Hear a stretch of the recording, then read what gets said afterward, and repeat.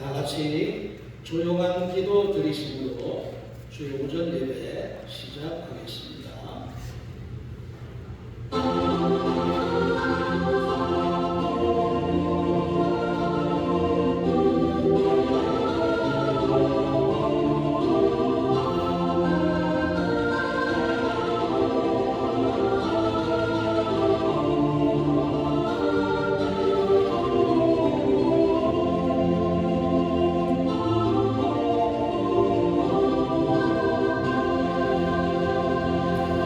나의 구원과 영광이 하나님께 있으며 내 힘의 반석과 피난처도 하나님께 있도다. 백성들아, 시시로 그를 의지하고 그의 앞에 마음을 투하라. 하나님은 우리의 피난처시로다. 아멘.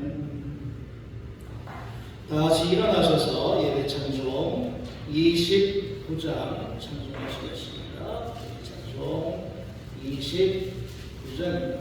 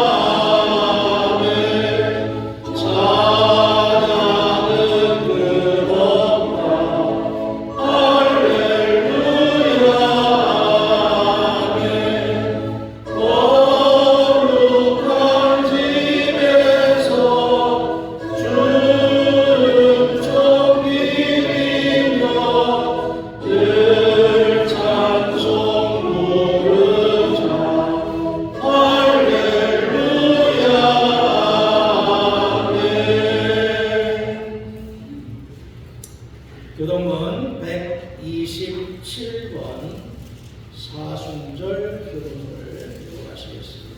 교동문 127번입니다.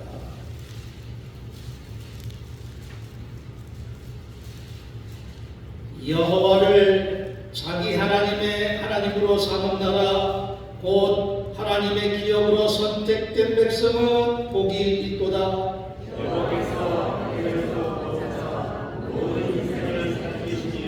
곧 그가 거하시는 곳에서 세상의 모든 거민들을 굽어 살피시는도다.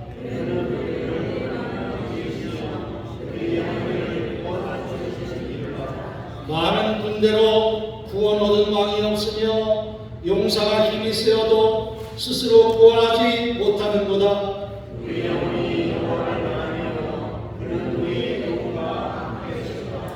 우리 마음이 그를 즐거워하며 우리가 그의 성호를 의지하였기 때문이로다.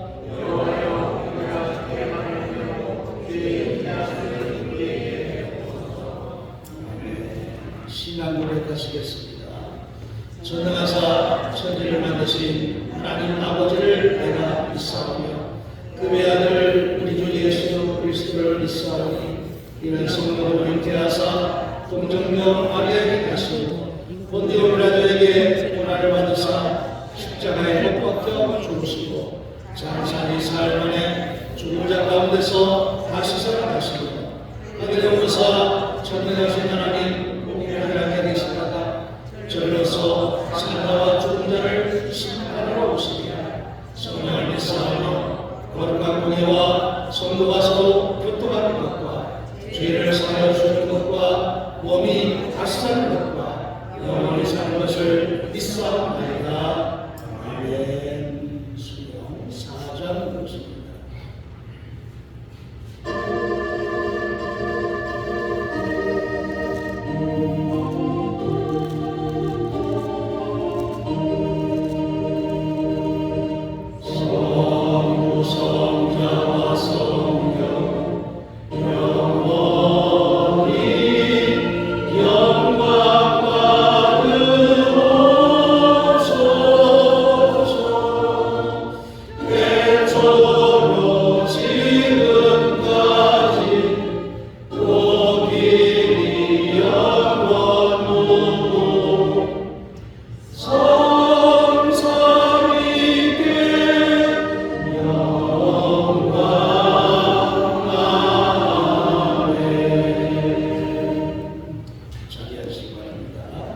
장기식 장로님 우리를 대표해서 기도해 주시겠습니다.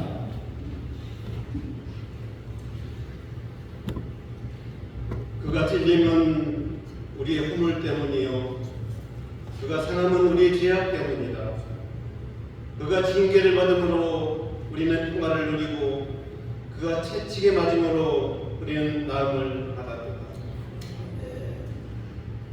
십자가에 달려 피 흘려 돌아가시면서까지 우리를 사랑하신 주님, 십자가를 바라볼 때마다 거듭해하는 심령으로 감동과 기쁨을 가지고 살아갈 수 있도록 인도하여 주시니 무한 감사드립니다. 주님을 구속의 주님으로 고백하며 살게 하여 주시고 영원토록 십자가 은혜 안에 사는 삶이 되게 하여 주시옵소서. 오늘도 우리 수행드리는 많은 일 가운데 무엇보다 먼저 하나님께 예배드리는 우선순위가 되어서 이 예배 자리에 서게 하시니 감사를 드립니다. 율법으로 인하여 죄를 지을 수밖에 없는 저희들을 용납하여 주시고 주님의 놀라운 십자가 사랑으로 구속하여 주신 은혜를 저희들이 경험했음에도 불구하고 아직도 저희는 옛삶의 구습에서 벗어나지 못하고 세상 욕심을 쫓아 살려하는 삶을 살아갈 때가 많음을 이 시간에 고백합니다. 세상의 유혹 앞에 힘없이 빨려들어 주님 주신 십자가 은혜를 던져버리지 않도록 붙들어 주시기를 원합니다. 저희 사순절을 보내고 있습니다.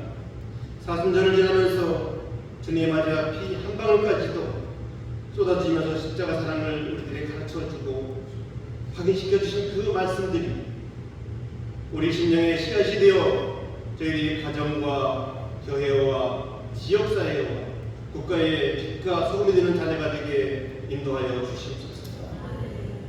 우리 모든 죄를 대속하신 예수님의 십자가 은혜를 묵상하며 또한 감사함으로 사순절 보내게 하여 주시옵소서. 구원의 기쁨과 부활의 소망을 품고 날마다 우리의 삶의 현장에서 맡겨진 십자가를 지고 주님을 따르는 예수님의 참된 제자들로 살아갈 수 있도록 인도하여 주시기를 원합니다. 이런 어려운 시대에 저희들이 해야 할 일이 무엇인지, 이 시대의 정신이 무엇인지, 또 우리 주님께서 우리에게 원하시는 것이 무엇인지, 어떤 것이 참된 그런 교회의 모습인지 우리가 진실로 고민하며 이 시대에 주님께서 쓰실 그런 교회로 건너갈 수 있도록 인도하여 주시기를 원합니다. 또한 그런 주님의 자녀가 될 수 있도록 인도하여 주시기를 또한 원합니다.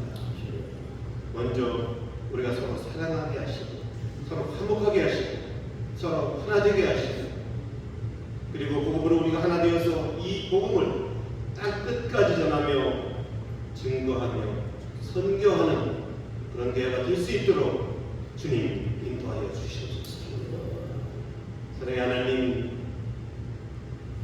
산불로 삶의 터전을 혼란 속에 있는 이재민들과 피해 주민들을 위해 간절히 기도드립니다. 하루아침에 집을 잃고 오랜 시간 정솔하고 삶의 터전이 무너져 내린 그들의 아픔을 주님께서 친히 살펴주시고 마음의 상처를 어루만져 주시옵소서. 그들이 느끼는 절망과 불안과 앞날에 대한 두려움을 주님께서 평안으로 덮어주시며 다시 일어설 수 있는 힘도 용기도 주시길 원합니다. 눈에 보이는 것이 다 사라졌을지라도 주님의 위로와 돌보심은 여전히 그들 곁에 있음을 믿게 하여 주시길 원합니다. 무너진 삶의 자리 위에 세운 희망이 자라나게 하시고 따뜻한 손길과 도움이 끊이지 않게 하소서. 피해 주민들이 필요한 자원을 제때 공급받고 정부와 지자체와 이웃 공동체의 도움으로 하루빨리 일상으로 돌아갈 수 있도록 인도하여 주시옵소서. 사랑의 주님, 오늘도 주님의 말씀을 갈망하며 나왔습니다. 이제 우리의 마음을 열어 주님의 말씀을 듣기를 원합니다. 우리 안에 있는 근심과 걱정, 두려움 모두 내려놓고 오직 주님의 말씀에만 집중하게 하여 주시옵소서. 우리 심령에 늘 하나님의 말씀이 들려지고 그 말씀이 우리 삶을 이끄시는 은혜가 항상 저희들에게 있기를 소망합니다. 오늘도 주님의 귀한 말씀을 듣고 당연히 서신 저희 신도신 목사님을 성령의 능력으로 붙드셔서 놀라운 주님의 말씀을 증거하실 수 있도록 인도하여 주시기를 원합니다. 성령 충만하셔서 오직 진리의 말씀 증거하셔서 우리가 깨우칠 수 있도록 인도하여 주시고 그들의 영혼을 살찌울 수 있는 귀한 우리 목사님들에게 인도하여 주시옵소서.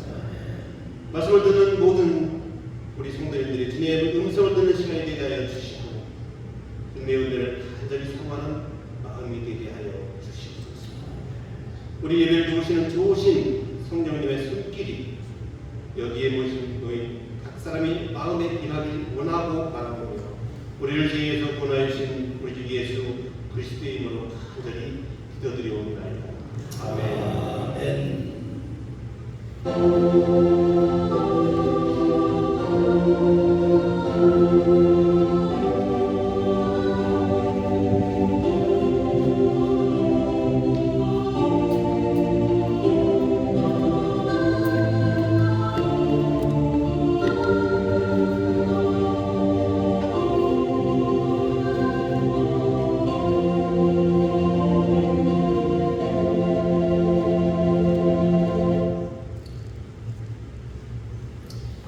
찬송 202장 찬송하시겠습니다.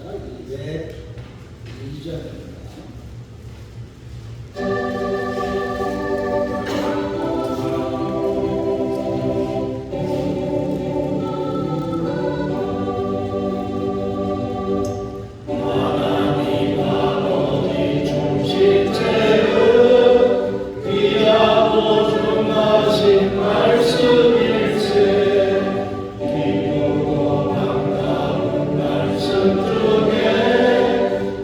사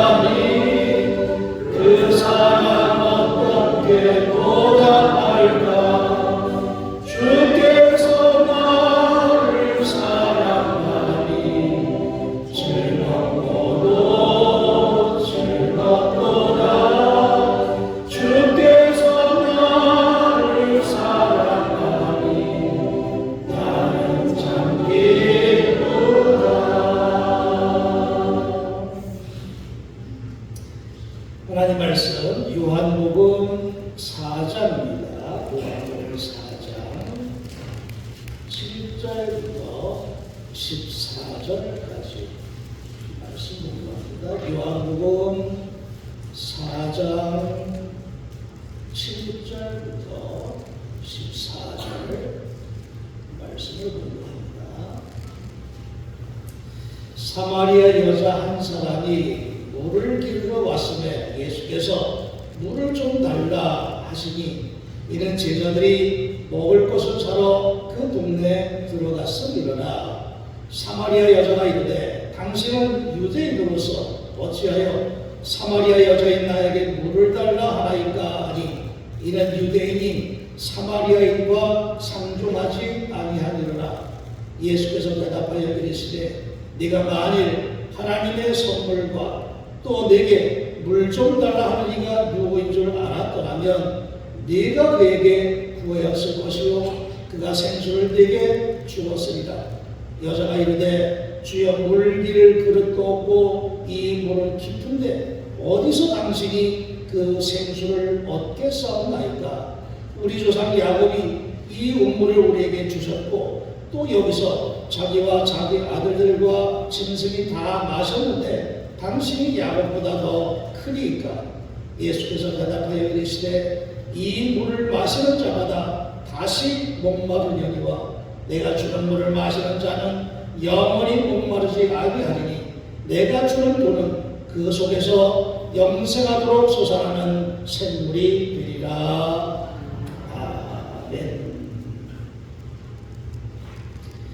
운물가의 여인, 우리가 봉송으로 만들어져서 즐겨 불렀던 그런 찬송가 가사에도 등장하는 이 사람이 바로 사마리아 여인이라고 할 수 있겠습니다.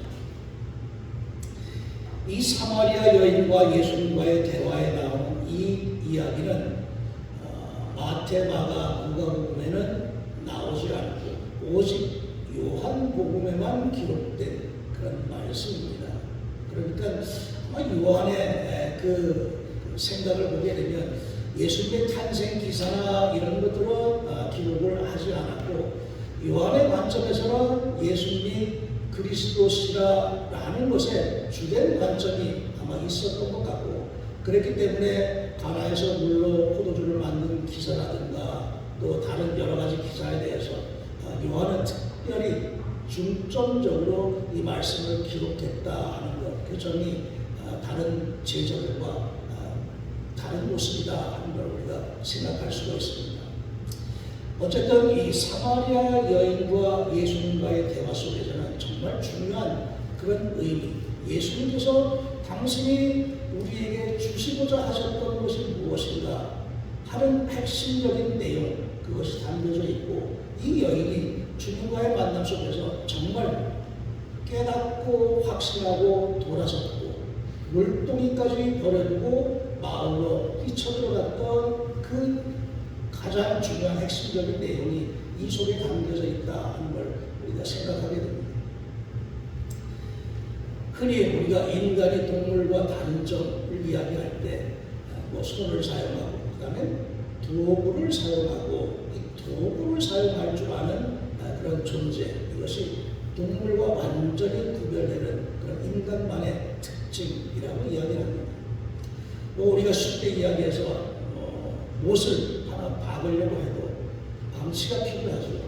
돌멩이 가지고 때릴 수도 있겠지만 그러나 어쨌든 망치도 필요하고 나사로 하나 박으려면 드라이버가 필요하고 또 큰 일을 하기 위해서는 또 그에 맞는 도구들이 필요하겠죠. 그러니까 일을 많이 하고 또 효율적으로 하고 능률적으로 하려고 할 때는 이 도구, 연장, 그것이 정말 중요하구나 하는 걸 우리가 다 알고 있습니다.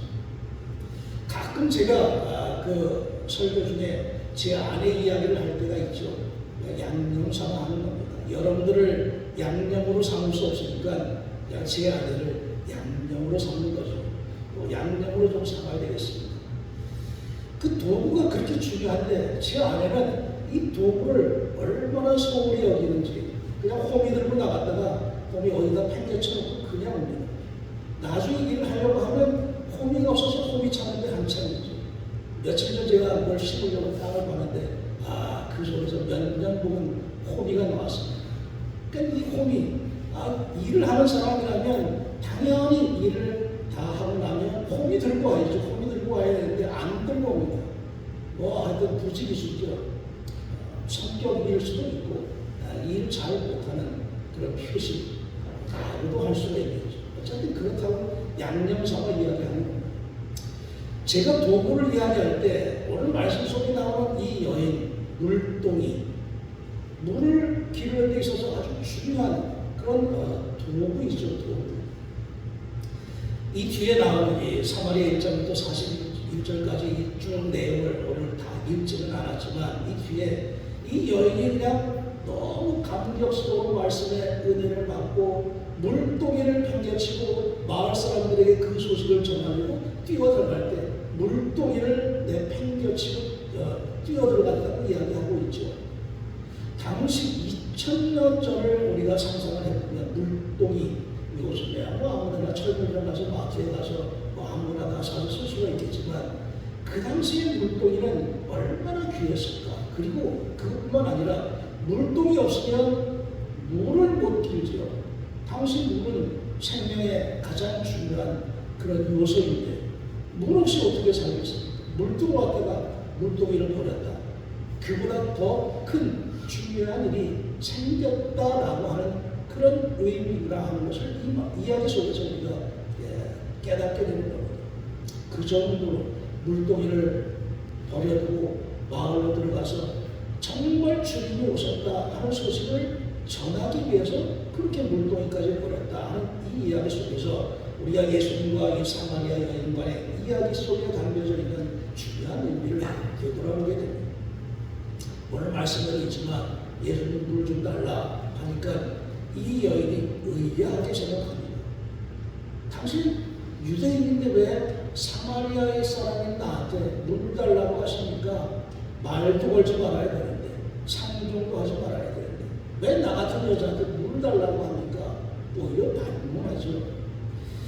사마리아 사람과 유대인과의 관계, 역사 속에서 굉장히 그 많은 과거가 있었음을 알게 됩니다. 사마리아 사람은 그러면 이스라엘 사람이 아닌가?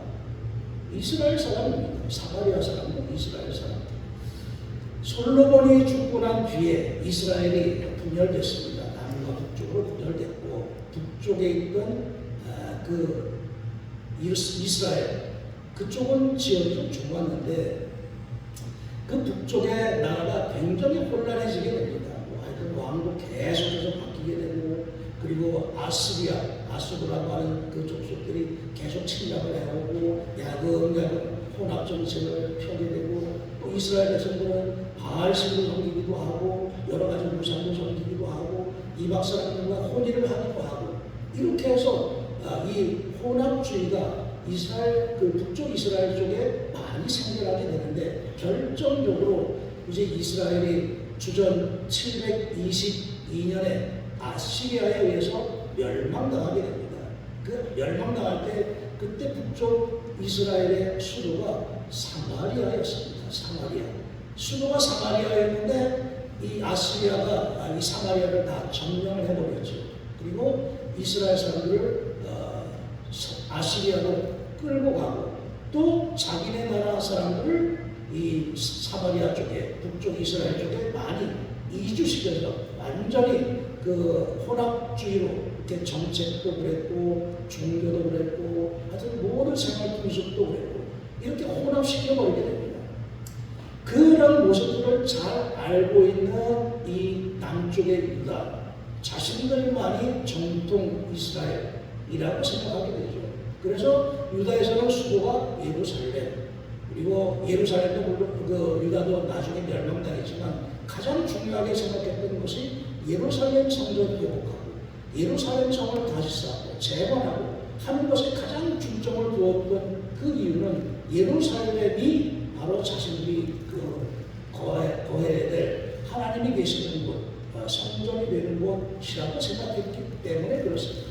반면에 이스라엘 북쪽의 이스라엘 사람들은 다시 아시리아로 끌려갔다가 되돌아와서 자기네 거처를 삼을 수 있는 장소를 선택해야 되는데 그 사람들이 선택하는 것은 우리가 성경에서 등장하는 그리신산 부분, 이쪽 부분을 자신들의 그 토적으로 삼게 됩니다. 그래서 이 북쪽의 이스라엘 사람들은 그리신산이 자신의 성전과 같은 그런 지역으로 삼게 됩니다.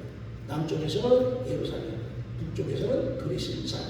이것을 배경으로 해서 그렇게 자신들의 그 삶의 터전을 삼게 되는데, 유다 사람들의 입장에서는 저 이방 민족과 같이 혼합도 그 결혼도 하고 종교도 바알신을 섬기고 무상을 섬겼던 저 사람들 쳐다보지도 않는다, 상종을 안 한다.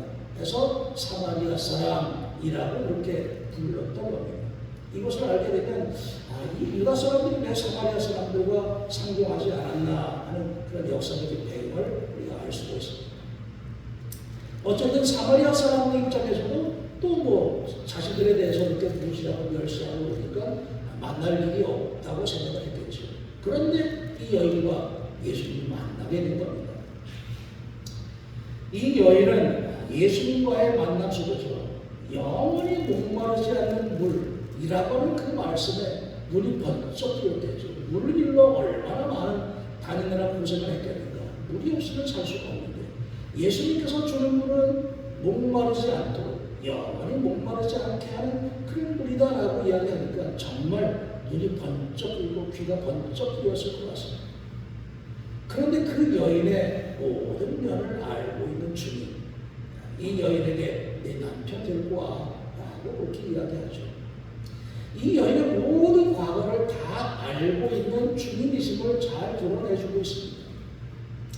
이 여인이 그러니까 이야기합니다. 나는 남편이 없습니다. 남편이 있는데 남편이 없습니다 라고 이야기합니다. 그러니까 예수님께서 말씀하시죠. 네 말이 맞다.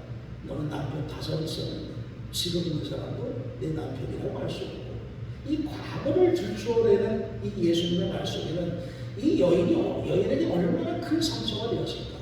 자신의 과거를 들춰내고 있는 그 앞에 어떤 낯선 사람, 정말 자신의 그 아픈 곳을 건드리는 그 말씀, 대화 속에서 이 여인이 까딱하면 팽 하고 돌아섰을 수도 있겠다라는 인간적인 생각도 해봅니다. 그러나 이 여인은 주님께서 들려주는 그 말씀 속에서 자신의 그 아픈 상처를 그대로 다 인정을 하고, 그리고 주님께서 주시는 말씀에 귀를 기울이고 경청하고 있는 이 여인의 모습을 보게 되는 겁니다.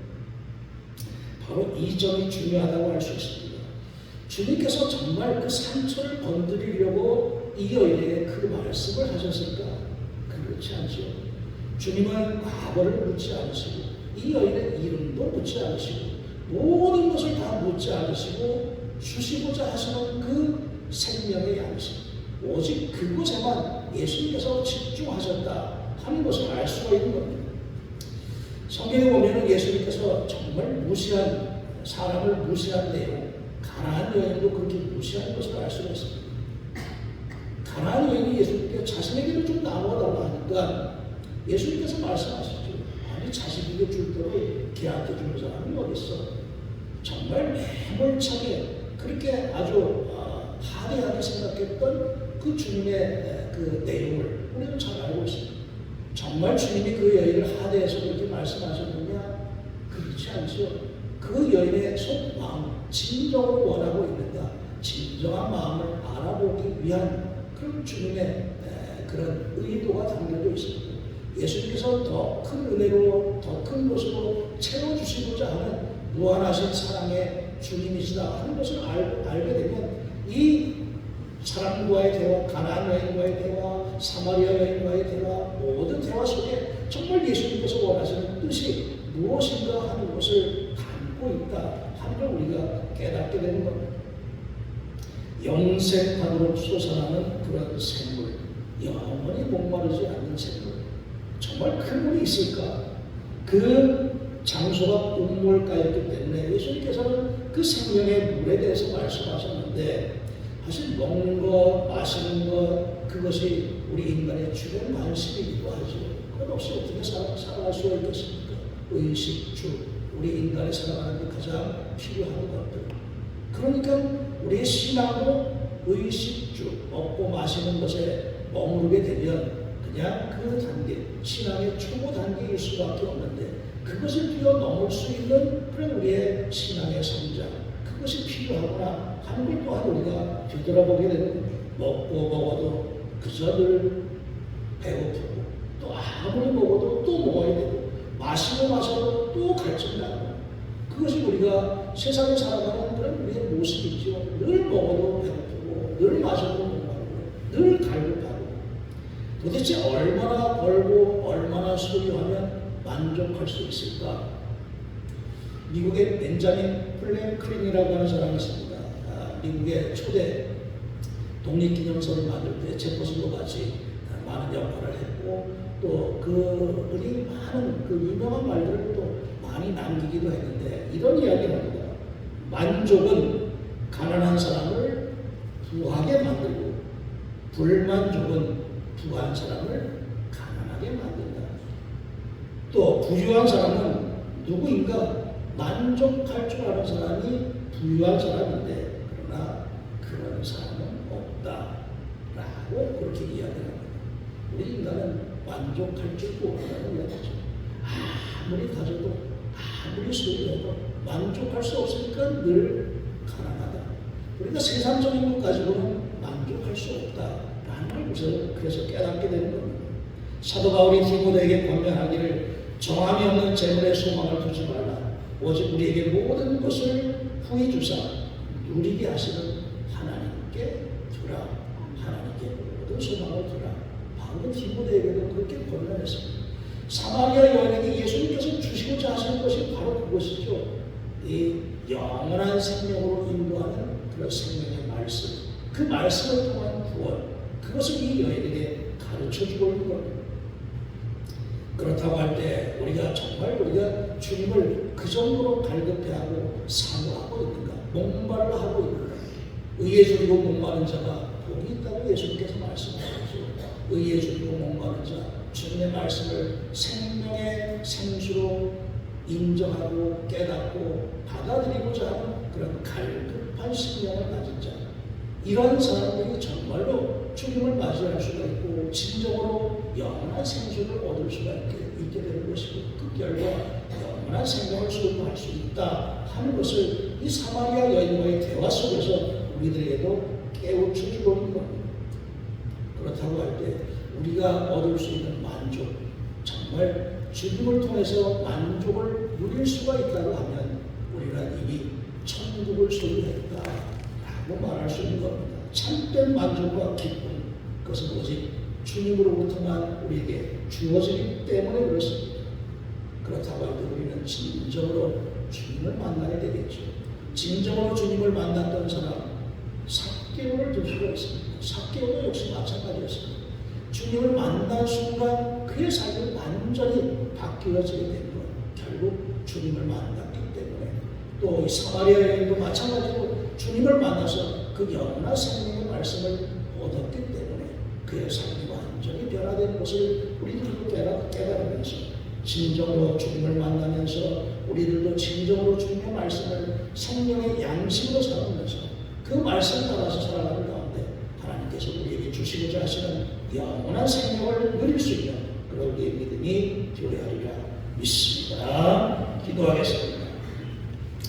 물동이를 버리고 달려갈 정도로 주님의 말씀에 대한 깨달음을 얻었던 사마리아 여인과 같이 우리들도 우리의 생명의 양식이 되시는 주님의 말씀을 받아먹고 마시는 가운데 영원히 목마르지 아니하면서 영원한 생명을 누릴 수 있는 우리의 믿음 될 수 있도록 인도하여 주시옵소서. 예수님의 이름으로 기도하였습니다. 아멘. 찬송 317장 찬송하시면서 응원하시겠습니다. 317장입니다.